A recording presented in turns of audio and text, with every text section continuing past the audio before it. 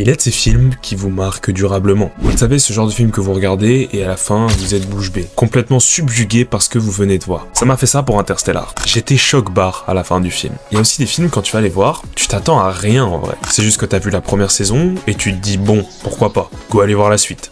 C'est ainsi que je prends ma place de cinéma. J'ai la hype qui monte quand même, parce que je me souviens que je devais retrouver ma copine de l'époque, mes potes, et il y avait plein de cosplayers qui attendaient devant la salle. Et je comprenais pas en fait au début. Puis on rentre, les lumières s'éteignent, et le film du train de l'infini commence. On revoit Tanjiro, Inosuke et compagnie, et puis il y a ce personnage qui va littéralement voler le film. Et je pèse mes mots. C'est Kyojuro Rengoku. Alors aujourd'hui, j'ai envie de remonter le temps, de te donner une petite dose de nostalgie, et de te raconter l'histoire du guerrier flamboyant, l'histoire du plus grand des piliers. Rengoku Kyojuro Kunokata.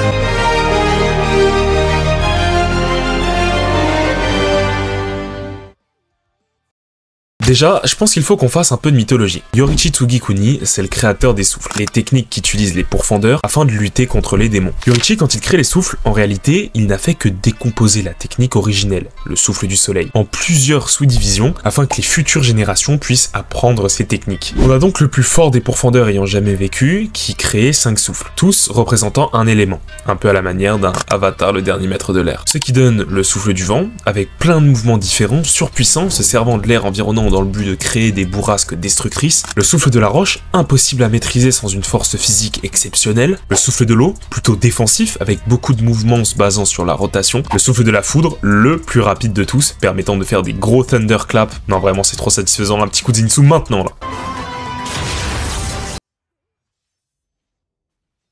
Et enfin, le souffle de la flamme, qui pour moi est celui qui se rapproche le plus du souffle du soleil. C'est d'ailleurs la raison de pourquoi Tanjiro veut absolument parler au pilier de la flamme, pour en apprendre plus sur cette technique qu'il appelle la danse du dieu du feu. Le souffle de la flamme est bien loin d'être aussi impressionnant que celui de Yoriichi. Pour vous dire, on connaît même pas tous les mouvements. Et pourquoi ça ? Parce que la seule personne qu'on a vu l'utiliser activement, lui-même serait incapable d'expliquer tous les mouvements. Et depuis tout à l'heure, je dis pas son nom, mais on parle bien de Rengoku. L'histoire de Rengoku, elle commence le 10 mai 1900 quelque chose. On n'a pas la donnée exacte. Il fait partie de la famille Rengoku, une lignée d'utilisateurs du souffle de la flamme, qui se transmettent ce bagage de père en fils. Et son père, justement, Shinjiro Rengoku, est marié à Ruka Rengoku. Et ils auront un deuxième fils, le petit frère de notre GOAT, Senjuro Rengoku. Kyojuro, il a pas de chance. Malgré le fait que son père est l'ancien pilier de la flamme, à la suite de la mort de sa compagne, il va péter un câble et tomber dans une grosse dépression, quittant les rangs des pourfendeurs et devenant un gros alcoolique. J'ai jamais cru que c'était le gramme. Pourquoi est-ce que c'est important de savoir ça? Tout simplement parce que ça implique que Rengoku, il doit apprendre tout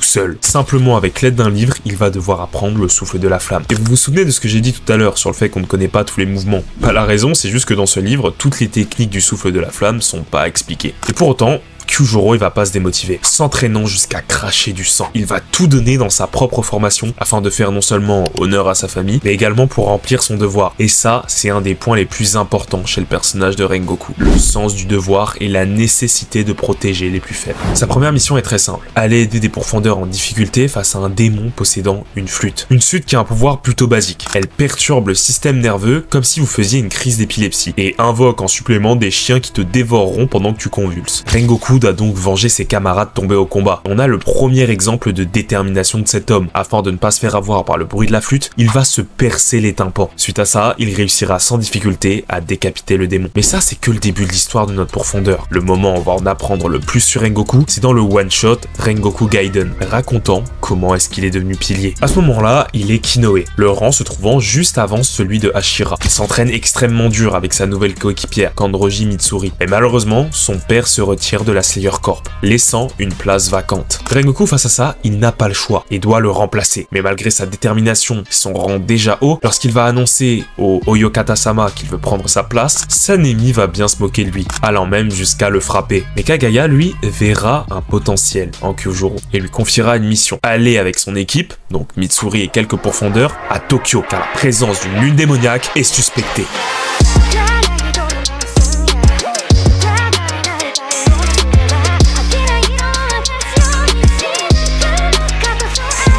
À À Tokyo, c'est le bazar. Les rues grouillent et tout le Japon semble de sortie. Si un démon se montrait maintenant, ce serait catastrophique. Notre pilier de la flamme, il a déjà sa personnalité flamboyante, tellement que Tengen sera le seul à vraiment l'apprécier. Il crie comme pas possible lorsqu'il parle, et ressort juste du lot en fait. Alors que Mitsuri et Rengoku patrouillent dans Tokyo, une bombe explose, et une balle manque de tuer le futur pilier de l'amour. Voyant la silhouette d'un démon, Rengoku se rue sur lui avec le premier mouvement de la flamme. C'est ainsi que nous est révélée la deuxième lune supérieure de l'époque, Airo, qui utilise des guns pour se battre. Quel goat.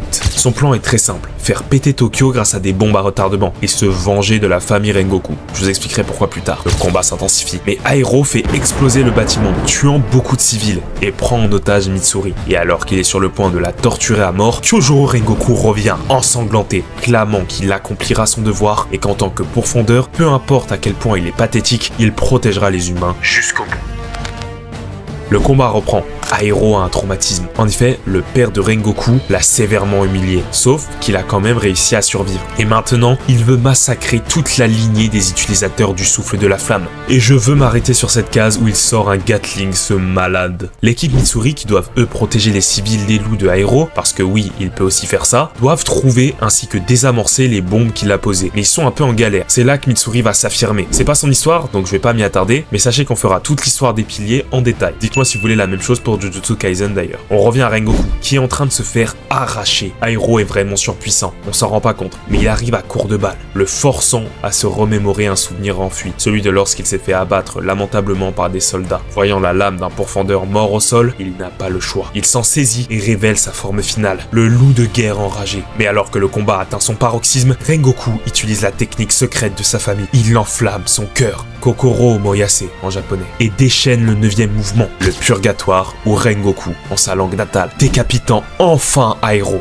Blessé, Mitsuri le prend dans ses bras et en regardant le ciel, comme une métaphore pour jeter un regard à sa mère qui n'est plus, et il lui dit « J'ai tenu ma promesse, maman, celle de protéger les faibles. » Notre pilier ici, il s'est affirmé. C'était la première fois qu'il enflammait réellement son cœur. Et cette philosophie, il va la garder tout au long de son existence, voulant protéger et se battre pour la bonne cause, tout en rendant le monde meilleur un peu chaque jour. C'est ainsi que Rengoku est devenu pilier. Mais ça, c'est la partie la moins connue de son histoire, parce que la suite, vous la connaissez. On retrouve Kyojuro des années plus tard. Ayant bien mûri, il est de nouveau envoyé pour une mission, enquêter sur l'assassinat d'un villageois sûrement lié aux anomalies du Mugen Train. C'est alors qu'il va rencontrer cette petite fille, Fuku, ainsi que sa grand-mère. Très rapidement, il trouvera le démon responsable des disparitions et assassinats dans le village, et le détruira. Je m'attarde pas trop sur cet arc bonus, mais je voulais juste vous faire remarquer que si vous regardez attentivement ce démon, il a les mêmes tatouages qu'Akaza. Voilà, c'est tout ce que j'ai à dire. Quelque temps après, Rengoku est rejoint par un quatuor, le jeune Kamado Tanjiro, Inosuke et Zenitsu, ainsi que Nezuko. Il va immédiatement les apprécier et les prendre sous son aile. Et alors qu'il ne fait que dormir, le démon Enmu entre en jeu. La première lune inférieure tente de les tuer dans leur sommeil, en détruisant leur noyau spirituel. D'ailleurs, j'ai toujours pas compris ce truc débile. Les mecs dorment, t'as juste à les planter dans leur sommeil et c'est... Enfin bref. À son réveil, Rengoku nous montre tous les progrès qu'il a fait depuis son combat face à Airo, défendant quasiment l'intégralité des wagons du train, afin de, comme toujours, protéger les humains. Ce qui est incroyable pour vous, c'est que vous êtes là depuis je sais pas combien de temps et vous voyez à quel point notre combattant il a progressé, partant d'un no-name jusqu'au fier et puissant pilier de la flamme qu'il est. Pendant ce temps-là, notre trio décapite Enmu et affaire réglée. On remballe, retour au QG. Sauf que non. À la lumière du clair de lune, une ombre terrifiante apparaît. Se ruant sur Tanjiro, sauvé in extremis par Kyojuro, Akaza nous est alors introduit. Et tout de suite, deux philosophies s'opposent. L'un est répugné par les faibles et pense qu'il ne mérite pas la vie. L'autre pense que la vie humaine est ce qu'il y a de plus cher et protégera les faibles aussi longtemps qu'il le pourra. Et comme agacé, le troisième démon le plus fort de l'œuvre déploie ses techniques et attaque Rengoku qui ne peut que se donner à 100% afin de garder en sécurité tous les passagers et ses nouvellement disciples. Rengoku enchaîne tous les mouvements qu'il connaît et c'est tout ce qu'il peut faire en fait. Contrairement à la majorité des piliers, il n'a pas de lame rouge, ni de monde transparent, ou encore même simplement une marque. Et pourtant, cela ne l'empêchera pas de se battre comme un lion pour honorer ses principes et montrer qu'en tant que pilier de la flamme, il doit remplir son devoir. Malheureusement, même avec toute la volonté du monde, Akaza est surpuissant et blesse grièvement Rengoku. Encore une fois, il est dos au mur. Et comme face à Airo, il enflamme son cœur et sort la technique finale de sa famille, le purgatoire. Mettant toute son âme dans l'attaque, il s'élance en le clamant une dernière fois. Il est Kyojuro Rengoku, le pilier de la flamme et ne faillira pas à son devoir de protéger les autres. Le temps d'un dernier sourire, d'une dernière volonté, il tente le tout pour le tout.